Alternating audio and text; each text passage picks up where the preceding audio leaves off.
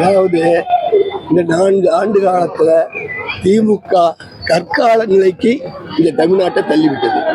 இதுதான் அவர் 1000 ஆண்டு சாதனைகள் சொல்றாரு. இந்த 1000 ஆண்டுகள் நினைத்து நினைத்து பார்க்கக்கூடிய வேதனையான ஆட்சியை தான் கொடுத்திருக்காங்க. திமுக தரப்புல இந்த 8000 ரூபாய் கூப்பன் ஒண்ணு கொடுக்குறாங்கன்னு சொல்லியிருக்காங்க தேர்தல் வாக்குறுதி. அதை எப்படி பாக்குறீங்க? கூப்பனா முதல்ல சொன்னாங்க 1000 ரூபாய், மீனவர்களுக்கு 2 லட்சம் வீடு, அது போல நிறைய அதே மாதிரிதான் இது.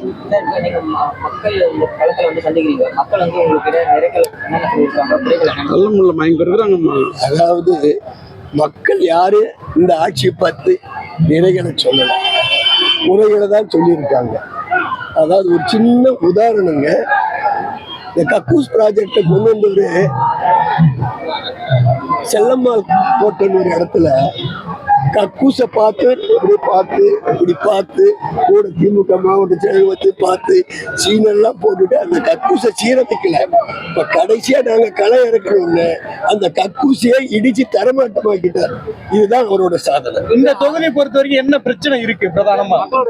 இந்த தொகுதியை பொறுத்த வரைக்கும் மக்களோட பிரச்சனைகள், அதாவது கஞ்சா புழக்கம், சட்டம் ஒழுங்கு சீர்கேடு, சொல்லப்போன தமிழ்நாட்டுக்கே கஞ்சா போதை மருந்துகளை சப்ளை பண்ணக்கூடிய கேந்திரமா அவர்கள பெரும்பாலான ஒரு ஆதரவோட துணை முதலமைச்சர் இந்த தேர்தலில் போட்டியிடுகிறார் என்று பொதுமக்கள் எங்களிடம் சொல்கிறார்.